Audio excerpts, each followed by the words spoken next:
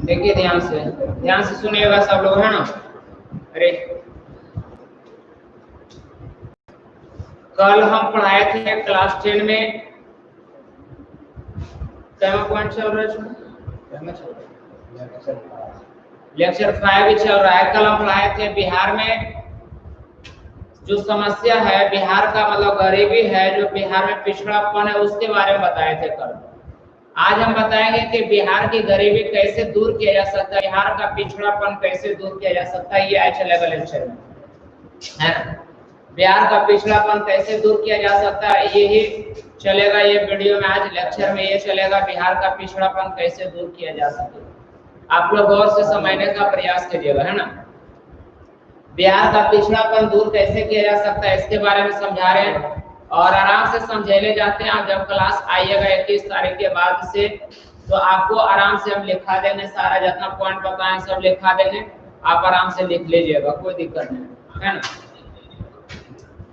चलिए पहले समय तो लीजिए, समझाने में क्या करता है, लिखाने में तो एक दिन में 2-3 चैप्टर भी लिखाएगा, खाली लिखने की बात आएगा।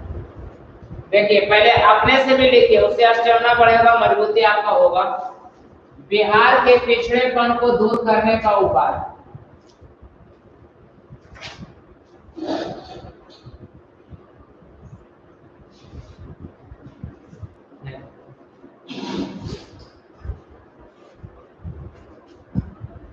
देखिए बिहार के पिछड़ेपन, ध्यान दीजिएगा सब लोग, है ना। झूठा कुछ लोग लेख सब जगह पहले भेज दो, लेख सब जगह भेज दो सब तीनों ग्रुप में सेंड करो। बिहार के पिछड़ेपन, पिछड़ेपन मतलब होता है बिहार एक पिछड़ा हुआ राज्य है। पिछड़ा हुआ कहने का मतलब है कि इसका बिहार की स्थिति उतनी बढ़िया नहीं है। तो बिहार राज्य, बिहार अपना राज्य है, तो बिहार के पिछड़ेपन मतलब बिहार का जो पिछड़ापन है, बिहार एक पिछड़ा हुआ राज्य है, तो इसको दूर कैसे किया जा सकता है, पिछड़ापन को आप दूर कैसे कर सकते हैं, मतलब जो गरीबी है उसको आप लोग कैसे दूर कर सकते हैं, इसको कैसे दूर किया जा सकता है, क्या करना होगा जो गरीबी दूर हो जाएगा, दूर करने का उपाय बताइए, है ना। बिहार में पिछड़ापन को दूर करने का क्या बताना, उपाय बताना। तो देखिए हम पॉइंट यहाँ लिख दिए, जनसंख्या पर नियंत्रण। पहला पॉइंट को गौर से समझने का प्रयास कीजिए, पॉइंट पर ध्यान दीजिएगा, समझ में आ जाएगा। पहला है जनसंख्या पर नियंत्रण। जनसंख्या पर नियंत्रण का मतलब क्या होता है, समझने का प्रयास कीजिएगा। पहला नंबर, बिहार में जो जनसंख्या तेजी से बढ़ रहा है, तेजी से बढ़ने का मतलब है कि हम परिवार नियोजन के बारे में नहीं सोचते। परिवार नियोजन का मतलब ये होता है, कल भी बताए थे कि हम 2 परिवार हैं तो हमारे बच्चे भी 2 होना चाहिए, जैसे एक माता और एक पिता, तो हम 2 हमारे 2 परिवार नियोजन है, ये पद्धति अभी चला हुआ है। हम 2 हमारे 2 के आधार पर हमारे बिहार में बच्चे या संतान का उत्पत्ति होना चाहिए। प्रत्येक परिवार को ये सोचना होगा, प्रत्येक सदस्य को ये सोचना होगा कि हम 2 हमारे 2 के आधार पर संतान की उत्पत्ति किया जाए। पहला नंबर पॉइंट, जनसंख्या को नियंत्रित करने के लिए पहला नंबर पॉइंट यही है कि हम लोगों को सोच विकसित करना होगा। सोच कैसे विकसित होगा, तो जैसे पहला हम है, मान लिया गया एक पिता है और एक मतलब कहता है वो उनकी पत्नी है, तो समझ लीजिए कि ये 2 को हैं, तो हम 2 तो हमारे 2 बच्चे भी 2 होना चाहिए, उससे ज्यादा नहीं होना चाहिए। अगर कितना लोग क्या कहते हैं कि पहली बार में अगर लड़की हुआ है ना, और दूसरे बार में भी अगर लड़की हो गया तो अगले तीसरा बार ट्राई करते हैं कि शायद अगले लड़का हो जाए, है ना। ये जनरली ये बात चलती रहती है ना। तो यहाँ पर भी अगर मान लिया कि फ्लॉप कर दे, नहीं यहाँ पर भी लड़की नहीं हुआ, मतलब लड़का नहीं हुआ, तो फिर एक प्रयास देखते हैं बेचारा, है कि नहीं। तो फिर मतलब समझ लीजिए इस स्थिति में क्या होता है, मान लीजिए चारों के चारों आपका लड़की हो गया, तो अब उसको लगता है कि अब हम बर्बाद हो गए। अब बर्बाद नहीं हुए, ये सोचने में हमारी गलती है। अगर मान लिया गया कि हमारे 2 ही बच्चे जब में होता तो दोनों को पढ़ाकर एक अच्छी जगह पर हम पहुंचा देते, तो हमें गांव और समाज के लोग इज्जत से देखता कि 2 ही बच्चे था, लेकिन दोनों जगह पर मतलब कहता बढ़िया जगह पर नौकरी कर रहा है, या तो कोई बढ़िया जगह पर मतलब कहता काम कर रहा है, बढ़िया रोजगार कर रहा है, तो उसमें आपको मनहानि का कोई बात नहीं। तो हम लोग को पहला नंबर सोचना होगा जनसंख्या बिहार का नियंत्रित कैसे हो जाएगा। तो हम दो हमारे दो के आधार पर चलना होगा।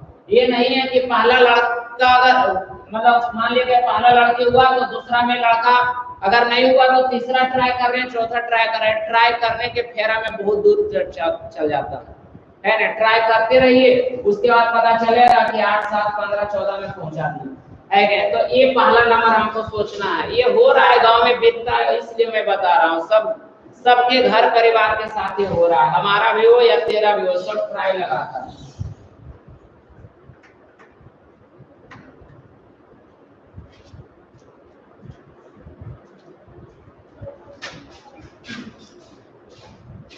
पहला नंबर हम दो हमारे दो के आधार पर संतान का उत्पत्ति होना चाहिए। पहला जनसंख्या नियंत्रित, बिहार में पिछड़ापन दूर करने के लिए पहला जनसंख्या को नियंत्रित किया जाना चाहिए। मतलब बिहार राज्य में परिवार नियोजन के बारे में सोचा जाना चाहिए। मतलब हम दो और हमारे दो के आधार पर संतान की उत्पत्ति किया जाना चाहिए। अब जब संतान की उत्पत्ति हम दो हमारे दो के आधार पर करेंगे तो आसानी से लोगों को रोजगार मिल जाएगा। आसानी से लोगों को क्या मिल जाएगा? रोजगार मिलेगा। आसानी से रोजगार करने के लिए मिल जाएगा। जब रोजगार मिलेगा तो हमारे पास पैसा की कमौनी होगा। पैसा की कमौनी होगा तो समझ लीजिए हमारी आर्थिक स्थिति मजबूत होगा। जब आर्थिक स्थिति मजबूत हो जाएगा तो बिहार का पिछड़ापन क्या हो जाएगा? दूर हो जाएगा। कम लोग रहेगा तो आसानी से रोजगार मिलेगा। बात तो आ रहा है कि नहीं? कम लोग रहेगा तो आसानी से रोजगार मिलेगा, लेकिन ज्यादा लोग रहते हैं तब रोजगार आसानी से नहीं मिल पाता है। जैसे कम लोग हैं तो बाबूजी का खेती है, एक भाई वो भी करेगा, एक भाई बाहर में बिजनेस भी करेगा, या तो एक आपका बहन है, एक भाई है, तो समझ लीजिए कि बहन तो आपका घर कहीं चला जाएगा। आप एक भाई है तो आप अपना बाबूजी का भी संपत्ति संभाल सकते हैं, या तो अपना नौकरी चाकरी खुद कर सकते हैं, रोजगार व्यवसाय खुद कर सकते हैं। और 8, 12, 16, 14 कहले तो सबल बना लोग है, वो तो मारम पेटी हो रहा है, बाबूजी का पेट रहा है कि हमको दो तो हमको दो। ये वो अगर सिंगल रहेगा तो उसमें तो कोई परेशानी वाली बात नहीं है। तो बिहार में जनसंख्या को नियंत्रित कैसे किया जाना चाहिए?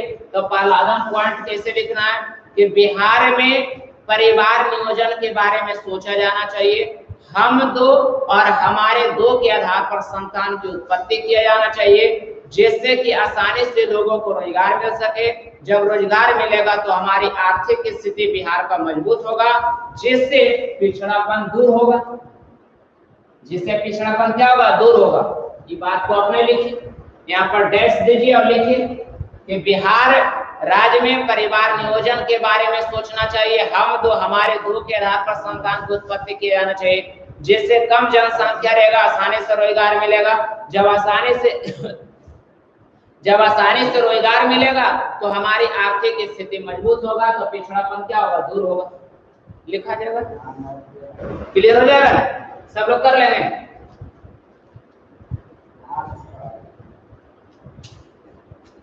ये वाला था पहला पॉइंट में मैंने समझाया। दूसरा देखिएगा आप लोग क्या पूछ रहा है।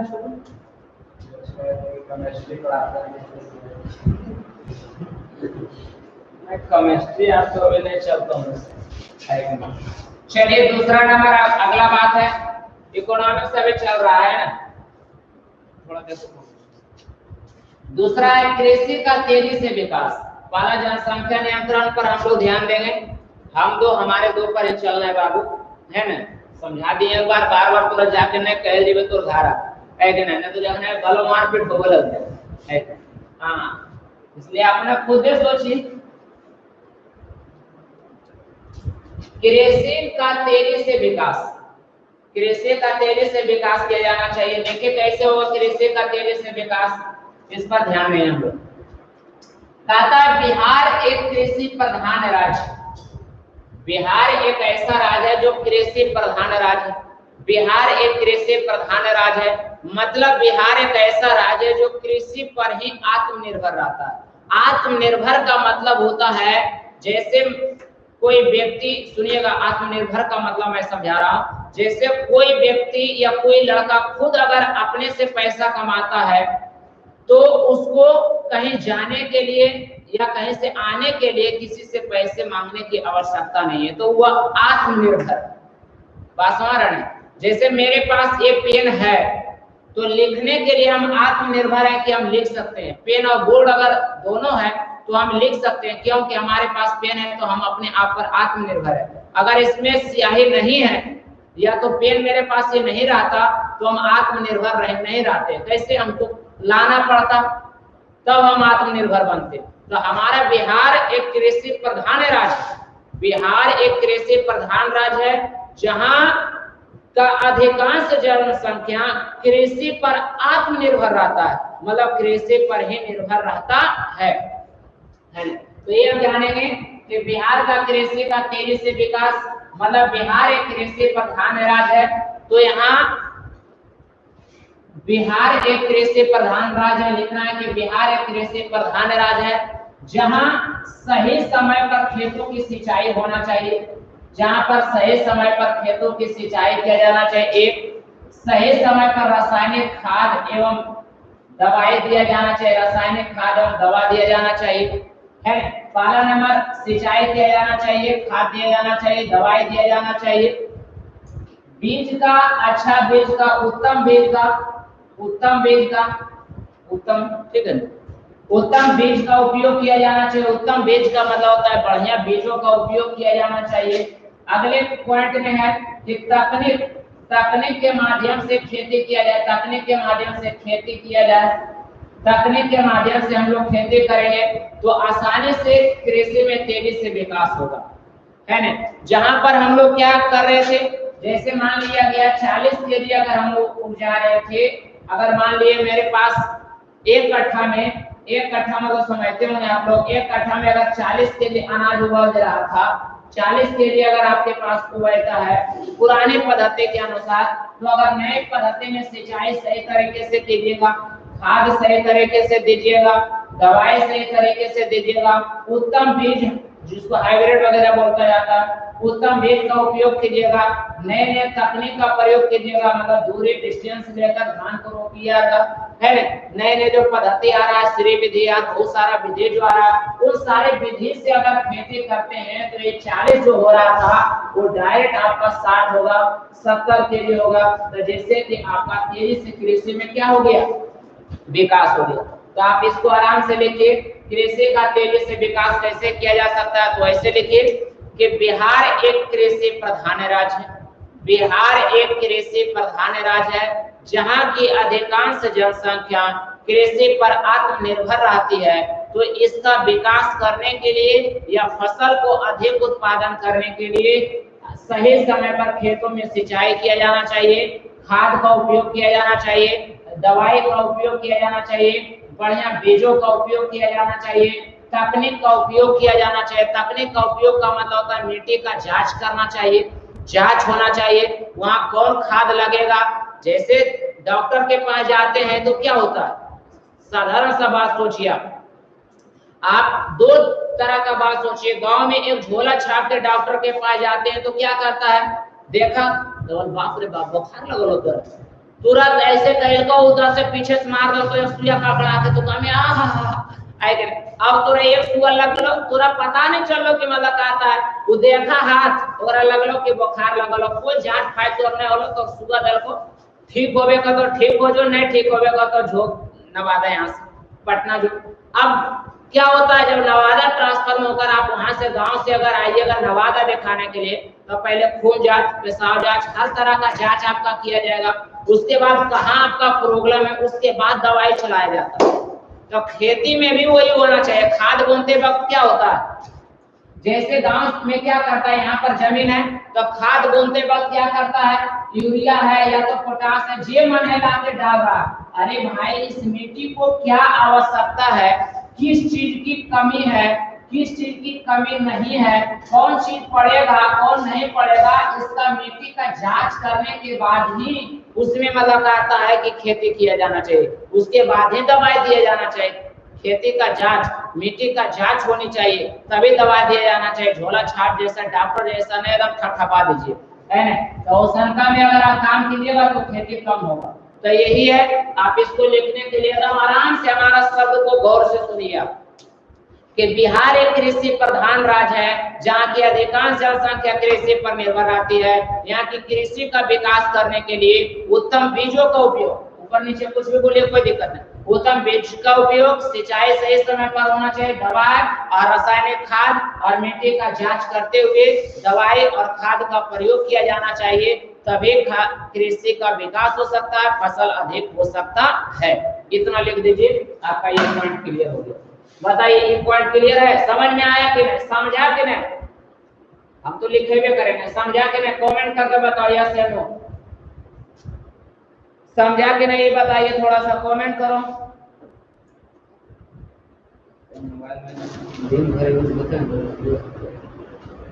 यस, आलोक कुमार यस लिख रहे हैं। चलिए, एफडी न्यूटन यस। समझ में आया कि नहीं? आलोक कुमार क्या नो लिख रहा होगा? यस लिखे फिर नो है कि नहीं?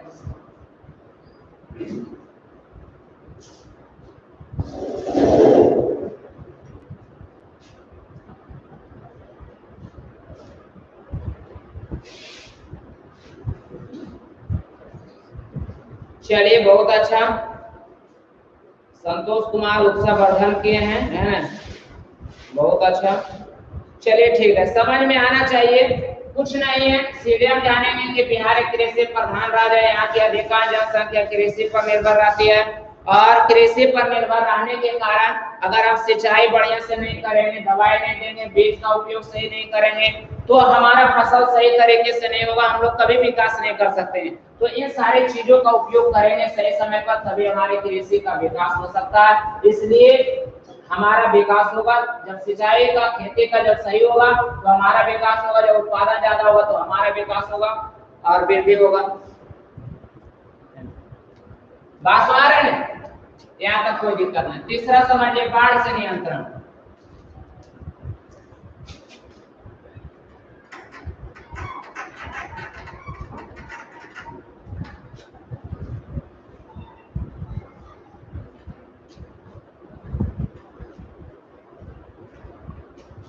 अगला बाढ़ पर नियंत्रण। बाढ़ पर नियंत्रण समझने का प्रयास कीजिएगा। बाढ़ पर नियंत्रण क्या होता है ये समझने का प्रयास कीजिएगा। बिहार एक ऐसा राज्य है जहां पर मतलब बाढ़ की समस्या बना हुआ रहता है। उत्तरी बिहार में बताया कि उत्तरी बिहार में बाढ़ की समस्या बना हुआ रहता है। उत्तरी बिहार में बाढ़ की समस्या बना हुआ रहता है। तो बाढ़ से को नियंत्रित करने के लिए क्या किया जाना चाहिए? तो बाढ़ को नियंत्रित करने के लिए मतलब आता है नदी हो, तालाब हो, इन सारे का अधिक मात्रा में विकास किया जाना चाहिए। पहला नदी, तालाब का विकास किया जाना चाहिए, खेतों में मेड़ लगाया जाना चाहिए, तो इनसे ज्यादा हमारा पानी का स्टॉक होगा।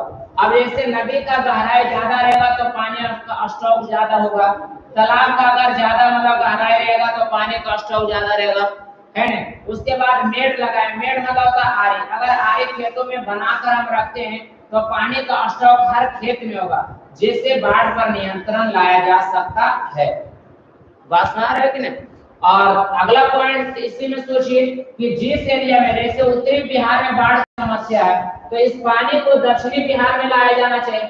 दक्षिणी बिहार में बाढ़ की समस्या नहीं है, बल्कि क्या होता है सुखाड़ का समय।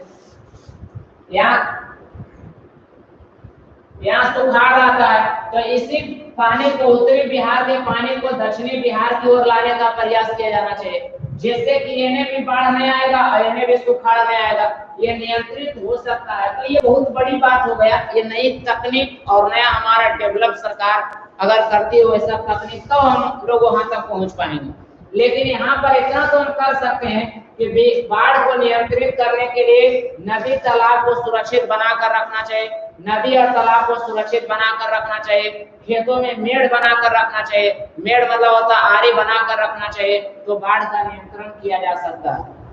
सिंपल सा लिख सकते हैं, बाढ़ को नियंत्रित करने के लिए नदी तालाब को बनाकर रखना चाहिए तथा खेतों में मेड़ को बनाकर रखना चाहिए। नदी तालाब को सुरक्षित बनाकर रखना चाहिए तथा मेड़ को भी बनाकर रखना चाहिए खेतों में, जिससे बाढ़ का नियंत्रण हो सकता है। जब नदी गहराई ज्यादा रहेगा तो पानी जमा हो जाएगा, गांव तक पानी नहीं जाएगा तो बाढ़ का समस्या नहीं आएगा। तालाब जो गहराई रहेगा तो बाढ़ का समस्या आने से पानी वहां स्टॉक हो जाएगा और खेतों में पानी स्टॉक होगा। इससे हर जगह अगर पानी का स्टॉक कर लेंगे तो बाढ़ का नियंत्रण हो सकता है, काबू पा सकते हैं। यहाँ तक कोई दिक्कत? यहाँ आगे बढ़ते हैं। बाढ़ को नियंत्रित कैसे किया जाना चाहिए? तो खेतों में मेड़ लगाया जाना चाहिए, नदी तालाब को सुरक्षित बनाकर रखा जाना चाहिए, जिससे बाढ़ पर नियंत्रण लाया जा सकता है। कोई दिक्कत है यहाँ पर तीसरा पॉइंट में? कोई दिक्कत नहीं, चलिए। हाँ, हम अंतिम में आंसर क्वेश्चन पर बात करेंगे, बोलेंगे क्या हम करेंगे उसके बारे में। चलिए, ये वाला पॉइंट सुधांशु रंजन नो आप लिखते हैं, क्या प्रॉब्लम है, क्या नहीं समझ में आता है बाबू? है कि नहीं? निशु कुमारी डायरेक्ट नो लिख रहे हैं बाबू, नहीं समझ में आ रहा है, बताओ। आज लगता है पहली बार आप लोग क्लास में जुड़े हैं क्या? छोड़ो सर क्या? सुधांशु बोलो, कुछ पूरा क्लियर बोलो बाबू, लिखो। तुम लोग खाली यस और नो लिखता है, लगता है टाइपिंग उतनी जानता है, यस और नो कर रहा है। इसमें क्या है? बाढ़ पर नियंत्रण का मतलब कैसे किया जा सकता है? नदी को बनाकर रखेंगे गहराई, तालाब को सुरक्षित बनाकर रखेंगे, खेतों में आरी बनाकर रखेंगे, मेड़ को आरी बोला जाता है। जब ये सब बनाकर रखेंगे तो बाढ़ को अपने आप नियंत्रित हो जाएगा। इसमें सोचने वाली बातें भी नहीं है, ये तो इतना आसान है ना? नदी तालाब को सुरक्षित मेड़ को बनाकर रखेंगे, जिससे बाढ़ का नियंत्रण हो सकता है। नियंत्रित मतलब रोका जा सकता है, कम होगा बाढ़ जो आ रहा था ज्यादा। अगला है, देखिएगा तुम लोग समझते हैं।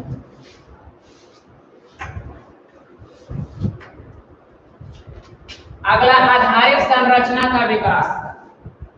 आधारिक संरचना बताए थे, वैसी संरचना जिससे देश का विकास होता है उसे आधारिक संरचना कहा जाता है। अरे वैसी संरचना जिससे देश का विकास होता है, हमें लिखा दिए थे, अलग से हुआ लिखाने देते हम समझाए थे।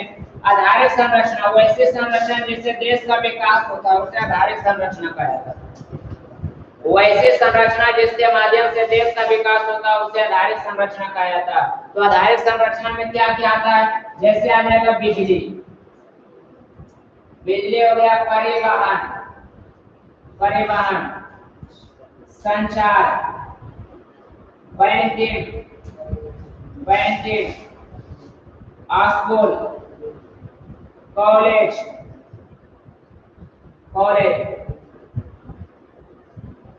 देखो ना,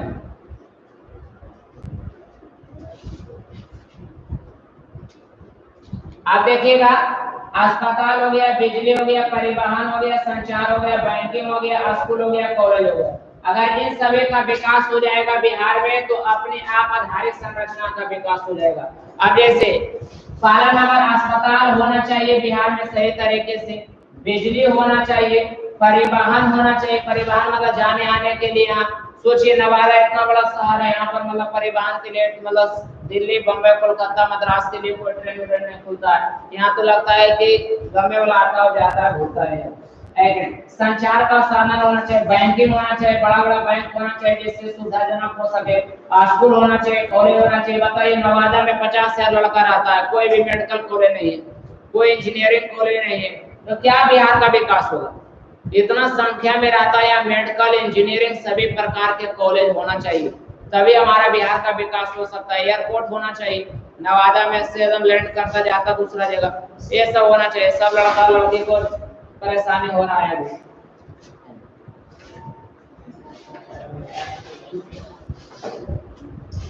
तो ये आधारिक संरचना का विकास। आधारिक संरचना का विकास का मतलब सीधे लिखना है कि स्कूल, कॉलेज, परिवहन, संचार, व्यापार, मतलब व्यापार नहीं सॉरी, स्कूल, कॉलेज, परिवहन, संचार, इन सभी का तथा ये अस्पताल, इन सभी का विकास किया जाना चाहिए। पहला स्कूल में लिख सकते हैं, कॉलेज लिख सकते हैं, अस्पताल लिख सकते हैं, बैंकिंग लिख सकते हैं, परिवहन लिख सकते हैं, बिजली लिख सकते हैं इत्यादि। इन सभी का विकास किया जाना चाहिए, तभी बिहार का विकास हो सकता है। अगर ये सब का विकास सही तरीके से नहीं होगा तो बिहार का विकास कभी नहीं होगा। और जाम वाला सिस्टम जो रहता है, इस सब तक फ्रेश नहीं होगा नहीं, तब तक बिहार का विकास नहीं होगा। अभी पटना में भी समझिए बढ़िया से बढ़िया होटल नहीं है कि आकर मतलब आता बड़े बड़े खिलाड़ी या बड़े बड़े अभिनेता अभिनेता ठहर सके। नवादा तो दूर की बात, नवादा तो साधारण आदमी भी नहीं आए। उद्योग का विकास, बिहार में उद्योग का विकास किया जाना चाहिए, अधिक मात्रा में उद्योग लगाया जाना चाहिए। तो आधारित संरचना का विकास होगा तब ना उद्योग लगेगा। 24 घंटा लाइन होना चाहिए। तो यहाँ नवादा में 12 घंटा काटता है तो 8 घंटा 4 घंटा देता है, जैसे तैसे देता है। आदम गोल्ले 12 घंटा कटल रहता है कॉन्फिडेंस के साथ। तो यहाँ कैसे क्या होगा? तो उद्योग का विकास करने के लिए बिजली परिवहन से होना चाहिए। तो ये समझ लीजिए कि बिहार एक ऐसा राज्य है जहाँ पर उद्योग का विकास होना चाहिए। उद्योग मतलब कल कारखाने लगाए जाना चाहिए।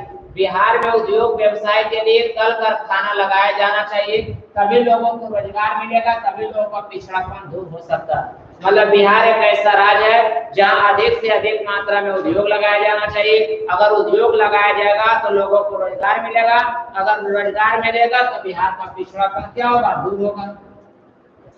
ये क्लियर है? उद्योग लगाया जाना चाहिए, सिंपल। शांति व्यवस्था अपनाया जाना चाहिए। बाप रे बाप, एकरा पर बड़का बात है।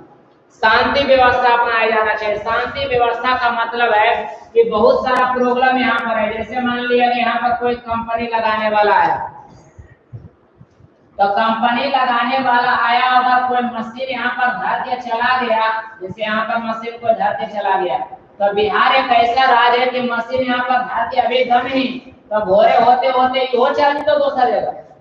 इतना साकिर दिमाग में रोए कि एकरो फोन खाल के ले चले तो नट मर। तो यही शांति व्यवस्था होना चाहिए। चोरू चकारू जो है ना, उस पर रोक लगाया जाना चाहिए।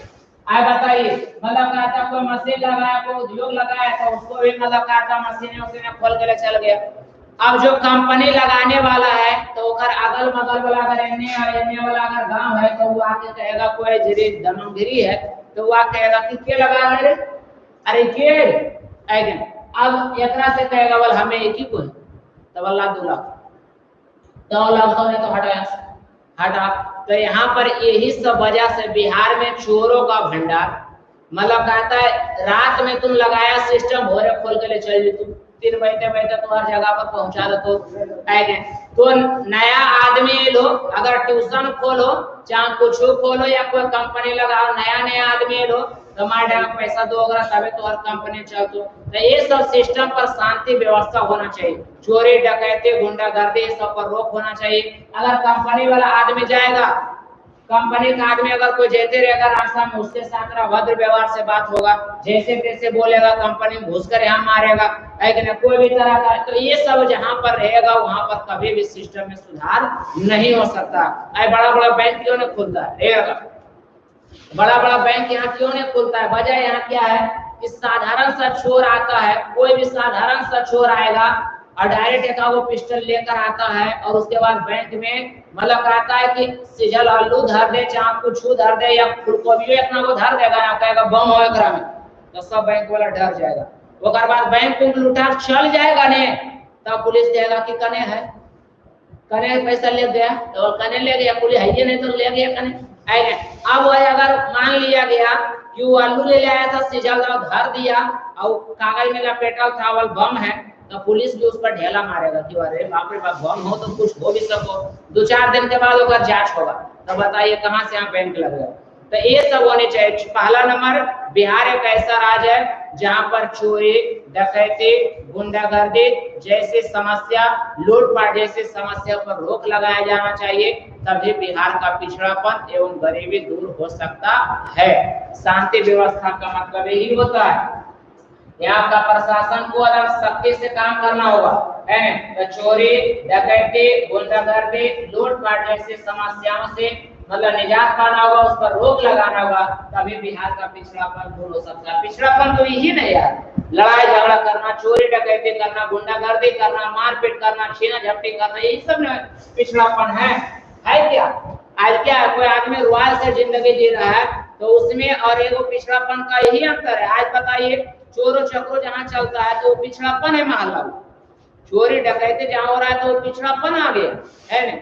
अब बताइए जहाँ पर आप आम जनता लड़ झगड़ रहा है, कौनो जगह जाइएगा तो देखिएगा मारम पीटी थूरम थूरी हो रहा है, पूरा कर रहा है, एक है कि शांति से विचार कर रहा है। तो दोनों में अंतर है। तो बिहार एक ऐसा राज्य है जहाँ तुरंत भिड़िए तो चोरी डकैती गुंडागर्दी लूटपाट जैसी समस्याओं से दूर करना होगा, निजात पाना होगा, ये सब शांति बनाना होगा, तभी बिहार का पिछड़ापन दूर हो सकता है, अन्यथा पिछड़ापन यहाँ पे दूर नहीं हो सकता है। ये सब करना चाहिए। तो यहाँ पर कैसे लिखे हैं, बिहार एक ऐसा राज्य है जहाँ पर विभिन्न प्रकार की समस्या जैसे चोरी डकैती गुंडागर्दी लूटपाट जैसी समस्याओं पर सख्त रोक लगाया जाना चाहिए, अदम ही रोक लगाया जाना चाहिए, तभी बिहार का पिछड़ापन दूर हो सकता है। कोई दिक्कत, यहाँ तक कोई दिक्कत बाबू? बढ़िया से हम समझा दिए हैं। हमको लगता है कि इतना दूर तक आप लोग समझ गए होंगे। ऑनलाइन वाले विद्यार्थी कमेंट कीजिए इतना दूर समझ गए होंगे तो बैठाते हैं। समझ गया तो बैठाते हैं, बोलिए समझ गया, बोलिए चला यस या नो, समझ गया बुआ?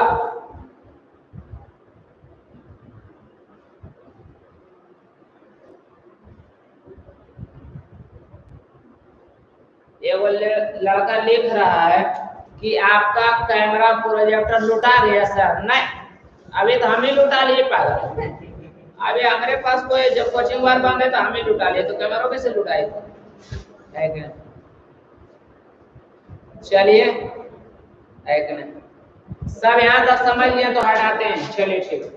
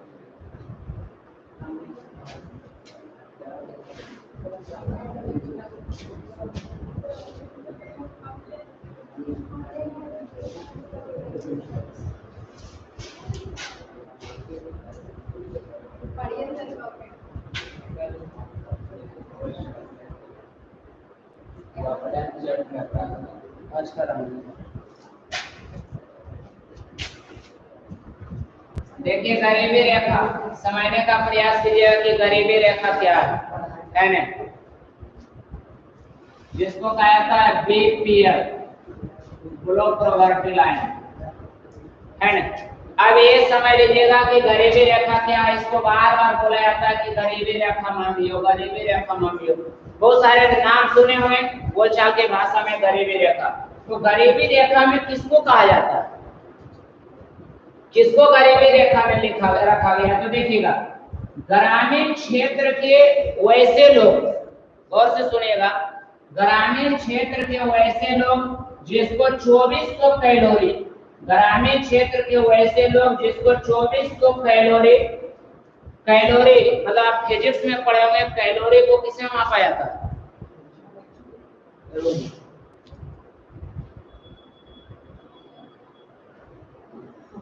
सब लोग बताएगा कैलोरी को किससे मापा जाता है। तुम लोग पढ़ाता है कि नहीं फिजिक्स, हम देख रहे हैं। चलिए कैलोरी को किससे मापा जाता है? के लड़का सबसे आगे देता जवाब,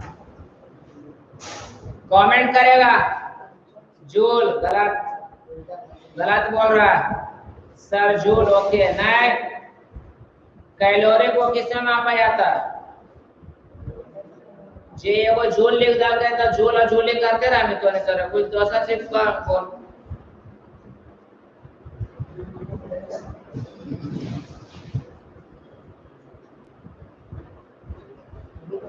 बहुत अच्छा सौरभ सिंह, बहुत अच्छा लिखा है ऊर्जा है। कैलोरी को किसमें मापा जाता है? ऊर्जा में मापा जाता है। तो ग्रामीण क्षेत्र में रहने वाले लोगों को 2400 कैलोरी, ग्रामीण क्षेत्र में रहने वाले लोगों को 2400 कैलोरी, कैलोरी मतलब होता है ये ऊर्जा हुआ कि इतना ऊर्जा का भोजन उसको मिलना चाहिए, 2400 कैलोरी। और शहरी क्षेत्र में रहने वाले लोगों को अगर 2100 कैलोरी, कैलोरी को ऊर्जा में मापा जाता है 2100 कैलोरी से कम अगर भोजन मिलता है, इससे अगर कम भोजन अगर मिलता है, अगर इससे कम भोजन मिलता है तो उसको गरीबी रेखा में रखा जाएगा। कोई दिक्कत? मतलब गरीबी रेखा में किसे कहा जाएगा? तो ग्रामीण क्षेत्र में रहने वाले लोगों को 2400 कैलोरी, ग्रामीण क्षेत्र में रहने वाले लोगों को 2400 कैलोरी और शहरी क्षेत्र में रहने वाले लोगों को 2100 कैलोरी से कम भोजन अगर प्रत्येक दिन मिलता है, से कम भोजन प्रतिदिन अगर मिलता है तो उसको कौन रेखा में रखा जाएगा? गरीबी रेखा में रखा जाएगा, बिलो प्रॉवर्टी लाइन में रखा जाएगा, उसको गरीबी रेखा में रखा जाएगा। फिर से बोलिए, ग्रामीण क्षेत्रों में कैसो कैलोरी? 2400 कैलोरी और शहरी क्षेत्रों में 2100 कैलोरी से अगर कम भोजन मिले, सीधे एकदम लिख देना परिभाषा कि ग्रामीण क्षेत्र में रहने वाले लोगों में, ग्रामीण क्षेत्र में रहने वाले लोगों को, ग्रामीण क्षेत्र में रहने वाले लोगों को 2400 कैलोरी, ग्रामीण क्षेत्र में रहने वाले लोगों को 2400 कैलोरी और शहरी क्षेत्र में, और शहरी क्षेत्र में रहने वाले लोगों को 2100 कैलोरी, 2100 कैलोरी से कम भोजन मिलता है तो गरीबी रेखा में रखा जाएगा। क्लियर हो गया? बताइए, ग्रामीण क्षेत्र में कैसो कैलोरी? 2400 कैलोरी और शहरी क्षेत्र में 2100 कैलोरी से कम अगर भोजन मिलता है तो उसे गरीबी रेखा में रखा जाएगा। आप कैसे लिखिएगा गरीबी रेखा के बारे में? तो सीधे हम यही याद रखना, ग्रामीण क्षेत्रों में कैसो कैलोरी? 2400 कैलोरी, शहरी क्षेत्रों में 2100 कैलोरी से कम भोजन अगर मिलता है तो उसे गरीबी रेखा में रखा जाएगा। फिर से सुन लीजिए, गरीबी रेखा में किसे कहा जाएगा? तो ग्रामीण क्षेत्र में रहने वाले लोगों को, आराम से सुनिए, ग्रामीण क्षेत्र में रहने वाले लोगों को 2400 कैलोरी और शहरी क्षेत्र में रहने वाले लोगों को 2100 कैलोरी से कम भोजन प्रतिदिन अगर मिलता है, से कम भोजन अगर प्रतिदिन उसे मिलता है तो उसको गरीबी रेखा में रखा जाएगा। मतलब 2400 कैलोरी का मतलब हुआ कि भर पेट भोजन ओकरा खाए नहीं मिल रहा है, 2100 कैलोरी मतलब हुआ कि भर पेट भोजन उसको नहीं मिल रहा है, तो उसको कौन रेखा में रहेगा? गरीबी रेखा में रहेगा। बात समझ रहे हैं? अब क्या होता है कि गरीबी रेखा में जो रहता है उसको घर बनाने के लिए पैसा सरकार देता है, उसको गल्ला देता है। अपने कोरोना काल में गरीबी रेखा वाला को गल्ला भी मिल रहा होगा, मतलब चावल दाल ये सब मिल रहा है। तो गरीबी रेखा में क्या हो रहा है प्रॉब्लम कि सरकार तो वहां से देता है कि गरीबों को मिलेगा, जो गरीब है। तो गरीब में कौन है? आएगा वो एक बात सोचिए, तो वैसा व्यक्ति जिसका पक्का का मकान नहीं होना चाहिए, मतलब ईंटा का मकान नहीं होना। अलग से मैं बता रहा हूँ, इससे अलग मैं जाकर बता रहा हूँ कि वैसा व्यक्ति जिसका ईंटा का मकान नहीं होना चाहिए। 1 नंबर पॉइंट वाला, ईंटा का मकान नहीं रहना चाहिए। एक, बैल नहीं रहना चाहिए। बैल मतलब होता है बैल आपके पास नहीं रहना चाहिए, खेत जोतने के लिए बैल नहीं रहना चाहिए। तो बस ट्रैक्टर से बड़ा कुछ साथे दिमाग के बैल नहीं रहना चाहिए तो ट्रैक्टर तो रखने कुछ नहीं रहना चाहिए, बैल और ट्रैक्टर नहीं रहना चाहिए। मतलब ईंटा का मकान नहीं रहना चाहिए, तो बचे के रहना चाहिए, फूस का रहना चाहिए, झोपड़ी और छाड़ के रहने वाला गरीब रेखा का है। बैल नहीं रहना चाहिए, उसके पास जानवर मतलब कहता है खेत जोतने के लिए बैल नहीं होना चाहिए, 2 जोड़ा उसके पास नहीं रहना चाहिए। और उसके पास अपना जमीन भी नहीं रहना चाहिए, जमीन भी नहीं रहना चाहिए, वही आदमी को गरीबी रेखा में चिन्हित किया जाता है। अब किसी का बेटा नहीं देखेगा कि 2400 कैलोरी मारने के नाम तो 2400 कैलोरी करियर मार रहे, गरीबी रेखा मेरा नॉमिनेट टेम आ जाएगा। अब बताइए ईटा का मकान नहीं रहना चाहिए, देख कर ही पता लगना चाहिए ईटा का मकान हमको जी तो है तो मैं हमको जी है, तो ईटा का मकान नहीं है तो उसको मतलब गरीबी रेखा में रखने का नियम है। बैल है 2 जोड़ा, अगर है तो नहीं रहेगा गरीबी रेखा में, मतलब कहता है नहीं रहना चाहिए। जमीन है, जमीन अगर उसके पास है तो गरीब नहीं आदमी है, बात में रहते। तो बहुत सारा आदमी क्या करता है, बहुत सारा आदमी क्या करता है कि मकान इन्हें बने लिए वो एकदम त्रिकोणीय एकदम बढ़ता हो, और इन्हें झोपड़ी छाड़ ले को ओकरा देखा लो देख लो एकदम गरीब भी हो खत्म हो गई, हम रोड पर आ गए नीचे उतरे वाले थोड़े देर में, तो ये झोपड़िया नहीं दिखाना है, मेन का घर से तुम्हारा होगा। बैल वाला है को हमरा ट्रैक्टर में कैले को बैल हमरे ने को ट्रैक्टर में कैले को दा पर हम एकदम कमा दियो। जमीन अगर जमीन यहाँ के नवादा पटना दिल्ली सब खरीद लिया को लेने ना है कोई को और ऊपर ऊपर मांग लो तुम जंगल, तो वो सब आदमी कहीं नाम गरीबी रेखा में रखले, जो बड़ा बड़ा आदमी है वही सब गरीबी में, और जो बेचारा गरीबी में वो ऐसे रह रहा है, ओकर नामों ने चढ़ रहा। तो गरीबी रेखा के लिए ये सब होना चाहिए, ईटा का मकान महल और जमीन सब नहीं होना चाहिए, एक व्यवहारिक बात बताया गया। तो वो सब अगर जिसके पास नहीं है दुकान धोबिया ये सब नहीं होना चाहिए, एकदम लगे कि खाली गरीब है ये निछछ गरीब एकदम बस मारे कि नहीं, हाँ वही गरीबी रेखा में कहा जाएगा। मतलब गरीबी रेखा में किसको कहा गया, तो ग्रामीण क्षेत्र में रहने वाले लोगों को 2400 कैलोरी से कम भोजन और शहरी क्षेत्र में रहने वाले लोगों को 2100 कैलोरी से कम भोजन मिलता है अगर तो वो गरीबी रेखा में कहा जाएगा। सिंपल सा परिभाषा सुन लीजिए, गरीबी रेखा में किसे कहा जाएगा, ग्रामीण क्षेत्र में रहने वाले लोगों को 2400 कैलोरी से कम भोजन और शहरी क्षेत्र में रहने वाले लोगों को 2100 कैलोरी से कम भोजन अगर प्रत्येक दिन मिलता है, उससे कम भोजन अगर प्रतिदिन मिलता है तो गरीबी रेखा में कहा जाएगा। अगर इतना मिलता है तो गरीबी रेखा में नहीं, इससे कम मिलेगा। चलिए हटाते हैं, कमेंट करेगा आप लोग, जरूर बताएगा कि शहर वाला के 250 कैलोरी मिलते रहिए, शहर वाला के कितना मिलना चाहिए 250 कैलोरी, नहीं कमेंट कर रहा है, कमेंट करके बताओ शहर वाला के 250 कैलोरी, शहर वाला को 2100 कैलोरी, ओकरे में यो कर लिया सर, अरे तू अपने लिखे ना 2100 कैलोरी हो, 2100 के जगह 210 लिख ले, अच्छा ठीक है 2100 कैलोरी, ठीक 2100 कैलोरी, मजा आ रहा है पढ़ल मनु गुरुजी की कोई 2100 कैलोरी, चलिए 2100 कैलोरी 2100 लिखे छोटू 21 लिख दें, कितना बढ़िया समझाओ ये करा 2100 ठीक। अच्छा बताइए ग्रामीण क्षेत्रों में कितना, ग्रामीण क्षेत्रों में क्यूब जवाब देगा 2500 जो कैलोरी लिख रहा है तो गलत है, 2400 कैलोरी, बहुत अच्छा, ये लिखा 2400 कैलोरी कौन है, राजीव रंजन सिंह, बहुत अच्छा, चलिए बहुत अच्छा है ना, यही होना चाहिए। आप लोग बताइए तो थोड़ा मनोबल बढ़ता है। और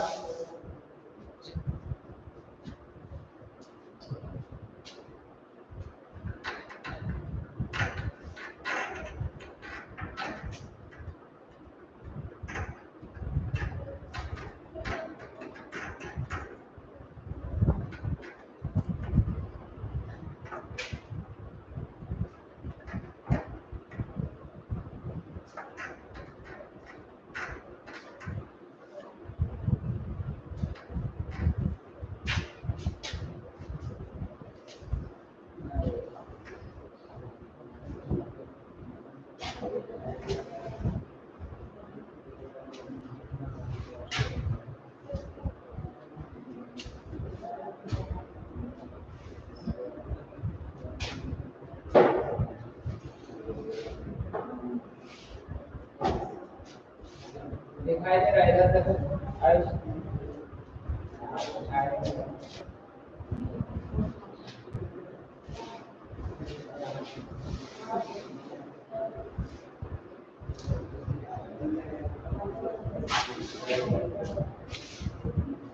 समझिए भाई, लिखा हुआ है नरेगा, मनरेगा, यश का नाम बदलकर नरेगा मनरेगा का नाम बदलकर डायरेक्ट अब कर दिया गया है महात्मा गांधी राष्ट्रीय ग्रामीण रोजगार, है ना।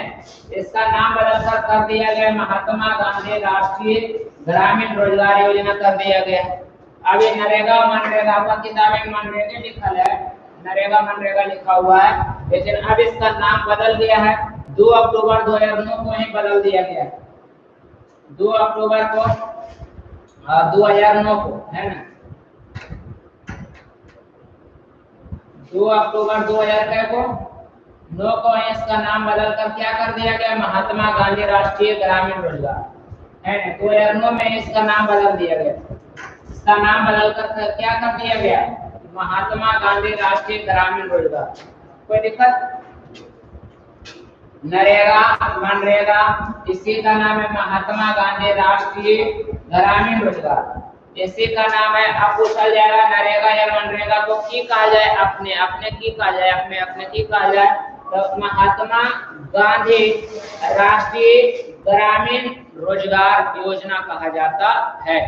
ये क्या है समझने का प्रयास कीजिएगा, ये क्या चीज है समझने का प्रयास कीजिएगा। हमारे देश में बहुत सारे मजदूर ऐसे हैं, हमारे देश में बहुत सारे मजदूर ऐसे हैं जो आज मान लिया कि आज कमाते हैं, आज काम करते हैं, तो रात में बेचारा खाते हैं। मतलब दिन में वो काम करते हैं, दिन में अगर वो काम किए, दिन में कमाए, तो वो जाकर रात में उनको भोजन मिलता है। हमारे देश में क्या हो रहा है, आज दिन में अगर कोई व्यक्ति काम कर रहा है, दिन में काम किया, तो रात में उसको भोजन मिल जाता है। तो समझ लीजिए कि कुछ ऐसा दिन है, आज दिन में मान लिया गया मैंने काम किया तो रात में भोजन कर लिया, फिर मतलब आता है कि आज का भोजन मतलब हो गया। कहने का सिंपल मतलब ये समझ लीजिए कि आज अगर कमाया तब हम कल खाएंगे, इतनी जाने। आज कमाता है तब कल खाता है, बहुत सारा आदमी ऐसा है, बहुत सारे लोग हमारे देश में ऐसा है जो आज कमाएंगे तो कल खाएंगे। बात सुना रहा है कि नहीं? बहुत सारे लोग ऐसे हैं कि आज कमाते हैं तो कल खाते हैं, कल वो अपना परिवार को चलाते हैं। मतलब कहता आज वाला पैसा कल वाला पैसा परसों, ऐसे चल रहा है उनका रोजगार। कमा कर लाते हैं तब उनका मतलब कहता रोजी रोटी चलता है, कमाते खाते हैं, उसके पास कोई स्टॉक नहीं। तो ऐसे में क्या होता है कि आज कमाए कल खाएं। अब ऐसा में अगर कोई त्योहार रह गया, मान लिया दुर्गा पूजा आ गया, छठ पूजा आ गया, या कोई पूजा आ गया, तो वो आदमी के लिए क्या होगा, दुर्गा पूजा आ गया तो वैसे में मान लिया गया अगर 5 दिन छुट्टी रह गया, उसको 5 दिन अगर काम नहीं मिलेगा, तो वो बेचारा आज से अगर काम कल से अगर बंद है, तो परसों से उसको क्या खाना पड़ेगा, हवा खाना पड़ेगा। मतलब जैसे कहने का मतलब आज हम कमाए तो कल खाएंगे, अगर कल से छुट्टी रह जाए, कामे नहीं मिले, तो परसों हम क्या खाएंगे, हवा खाएंगे। बात मारा है कि नहीं? तो यही समझिए कि हमारे क्या हो रहा है, एक साल में मान लिया गया, एक साल में 365 दिन होते हैं, तो इसमें 100 दिन छुट्टी रह जाता है, 100 दिन क्या रह जाता, छुट्टी रह जाता। तो इसमें क्या है, आदमी को 365 दिन कमाएगा तो खाएगा। तो बताइए कि 100 दिन अगर छुट्टी रह गया तो 100 दिन हुआ, आदमी क्या खाएगा। बात समझ में आ रहा है कि कोई ऐसा आदमी है कि 365 दिन कमाएगा तो 365 दिन खाएगा, लेकिन इसमें 100 दिन छुट्टी रह गया अगर साल भर में, तो बताइए भूखा रहना पड़ेगा कि नहीं, रहना पड़ेगा नहीं। तो इसीलिए लाया गया नरेगा या मनरेगा, इसी को बोला गया महात्मा गांधी राष्ट्रीय रोजगार ग्रामीण रोजगार योजना। इसमें क्या किया गया कि ग्रामीण मजदूरों को साल भर में 100 दिनों का रोजगार दिया जाता है, उसे महात्मा गांधी राष्ट्रीय रोजगार योजना कहा जाता है। मतलब ग्रामीण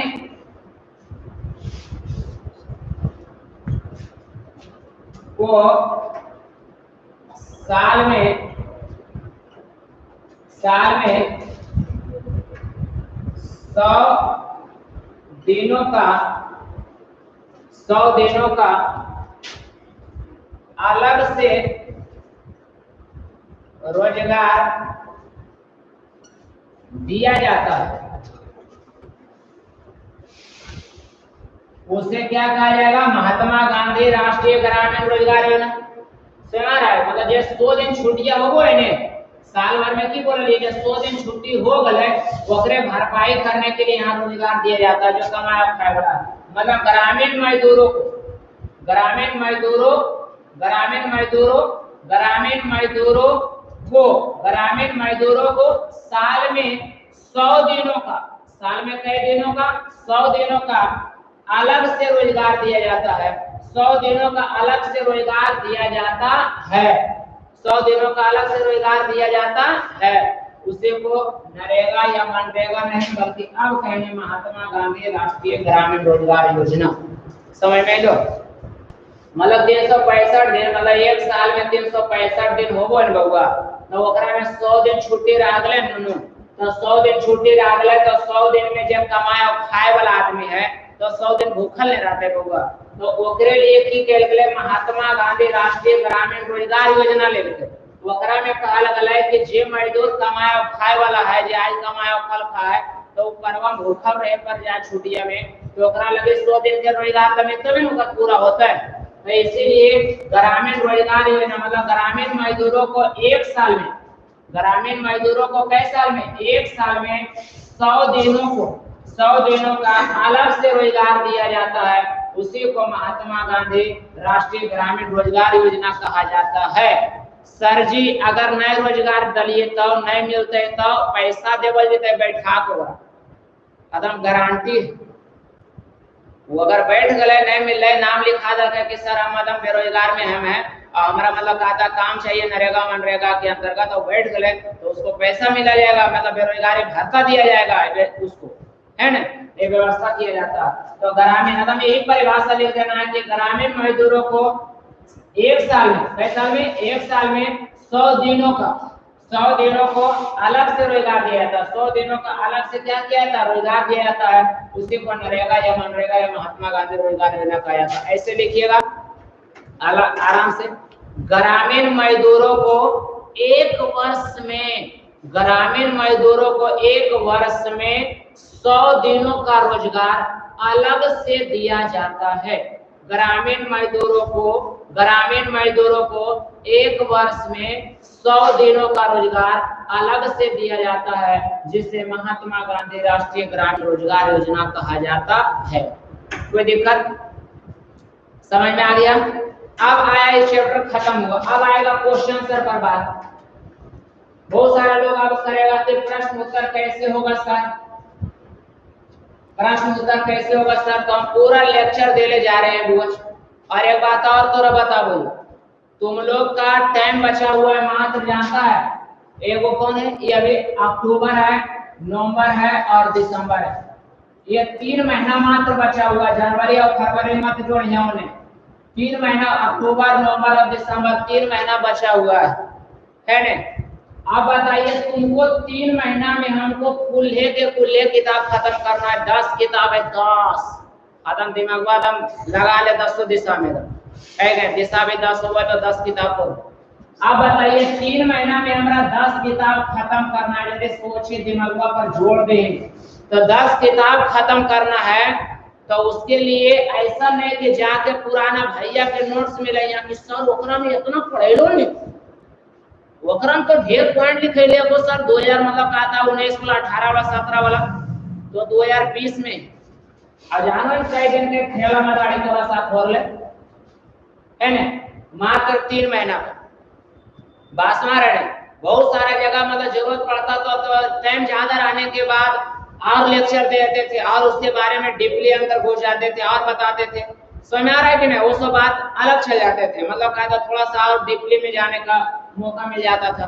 लेकिन आपके पास 3 महीना बचा हुआ है बाबू, तो हम लेक्चर जो दे रहे हैं उसको ध्यान से आप सुनिए। उसके बाद प्रश्न उत्तर पर बात आ जाता है कि प्रश्न उत्तर क्या होगा सर?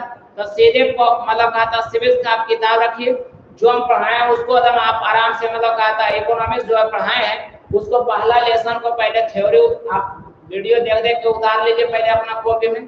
उसके बाद आराम से उसको आद कीजिए, उसके बाद आद कीजिए, रेडी कीजिए, तैयार कीजिए और उसको तैयार करके रखिए। प्रश्न उत्तर का बात आया कि आप प्रश्न उत्तर क्या करें। देखिए जब 21 तारीख का बाद आप आइएगा, हम 21 तारीख के बाद जब क्लास खुलेगा तो मैं बात कर रहा हूं, सुनिएगा गौर से। 21 तारीख के बाद जब क्लास खुलेगा तो हम इकोनॉमिक्स का पहला लेसन जो हम पढ़ा चुके हैं, इकोनॉमिक्स का पहला लेसन जो हम पढ़ा चुके हैं, उसी का पहला लेसन को हम पहले लिखाएंगे ना, पूरा पहला लेसन को पूरा लिखाएंगे। जो क्वेश्चन आंसर है उसको भी लिखाएंगे, पहला नंबर मतलब पूरा थ्योरी लिखाएंगे, पूरा का पूरा थ्योरी लिखाएंगे और क्वेश्चन आंसर लिखा देंगे, दोनों लिखा देंगे। जब 21 तारीख के बाद आइएगा तो अभी आप कुछ नहीं कीजिए, मतलब लेक्चर सुनिए और अपना भाषा में लिखिए, जो समझा दिए हम उसको अपना भाषा में लिखने का प्रयास कीजिए, जिससे आपकी स्टेमिना बढ़ेगा, आपकी स्टेमिना बढ़ेगा। और अभी आइएगा तो हम लिखा जब देंगे, नोट्स पूरा तैयार हो जाएगा तो लिखे ले जाएंगे और क्वेश्चन आंसर जम के खाली सुन ले जाएंगे, बस मारे। तो क्वेश्चन आंसर मतलब अपने से बनाइए, मतलब माने तो बनाइए और नहीं तो लेक्चर सुनिए और कीजिए। आइएगा तो पूरा जितना थ्योरी दिए सारा को लिखा देंगे और क्वेश्चन आंसर को लिखा देंगे। कल लेसन नंबर 2 चलेगा, कल लेसन नंबर 2 चलेगा। आप ज्यादा जोर नहीं दीजिए, खाली लेक्चर मन से सुनिए, खाली लेक्चर मन से सुनिए। बताइए 4 दिन का लेक्चर था, 4 दिन चला नहीं, 4 दिन चला। अगर नहीं पढ़े थी ऑनलाइन के माध्यम से तो 4 दिन तो हम रहे, जब पढ़े में लगते ऐसे लिखावे में कई दिन लगेगा, 1 दिन लगेगा। तुम लोग कैसे लिखेगा नहीं लिखेगा की पता, लेकिन हम बढ़िया से लिखा देंगे, बस में रहे कि नहीं, एग्जाम बढ़िया से आराम से लिखा देंगे, क्वेश्चन आंसर भी लिखा देंगे, तो टेंशन नहीं रहेगा। ऐसे लगता है कि सर लिख दीजिए बोर्ड पर, लिखा दीजिए सर, बुतरू नहीं। आइएगा बोलकर हम लिखा देंगे क्वेश्चन आंसर और थ्योरी पूरा, और नोट्स बनाते चल जाइएगा, बस हमारा। तो कल हम लेसन नंबर 2 चलेंगे, है ने, आप लोग जुड़ कर रहिए। इकोनॉमिक्स का लेसन नंबर 2 चलेगा। जैसे इकोनॉमिक्स 2 को खत्म होगा तो अब सिविक्स 2 को पढ़ा देंगे, सब पेपर पढ़ते जाएंगे, हम करता कर दे। इकोनॉमिक्स, इकोनॉमिक्स, इकोनॉमिक्स और पॉलिटी, मतलब कहता है इकोनॉमिक्स और पॉलिटी दोनों जो है वो आपको हम वीडियो के ही माध्यम से पूरा लेक्चर देंगे, क्लास खुल भी जाएगा तो। और हिंदी और संस्कृत क्लास में हम पढ़ा देंगे, तो 2 गो इन्हें और 2 गो इन्हें, 4 किताब हम डायरेक्ट हो जाएगा अक्टूबर ले क्या खत्म। उसके बाद नवंबर में जब हम लोग जाएंगे तो जो बचल कुचल रहेगा, ज्योग्राफी का जो बचल रहेगा, हिस्ट्री, वो सब पर काम करेंगे, फिर व्याकरण पर काम करेंगे। दिसंबर में पूरा बेड़ा पार हो जाएगा, जनवरी में पूरा तैयार रहने सेट में लग जाएंगे हम लोग। एकदम हर हालत में दिसंबर में हम लोग खत्म करना है, एकदम टारगेट दे दिए ना, होगा तो होगा, इसके लिए कोई टेंशन लेने वाली बात नहीं, आप लोग डरने की बात नहीं। कितना मिनट हुआ वो लाइव क्वेश्चन आंसर एजे पर लिखाएंगे, आइएगा तो कोई दिक्कत है बोलिए यस या नो। यहाँ पर आइएगा तो क्वेश्चन आंसर लिखाएंगे, कोई दिक्कत है, कोई दिक्कत है नो, कोई दिक्कत है होगा बोल, यस या नो बोलो।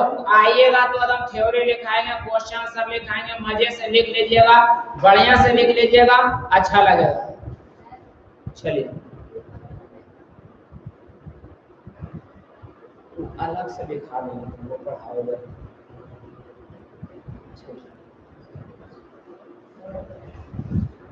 ठीक है, रखते हैं,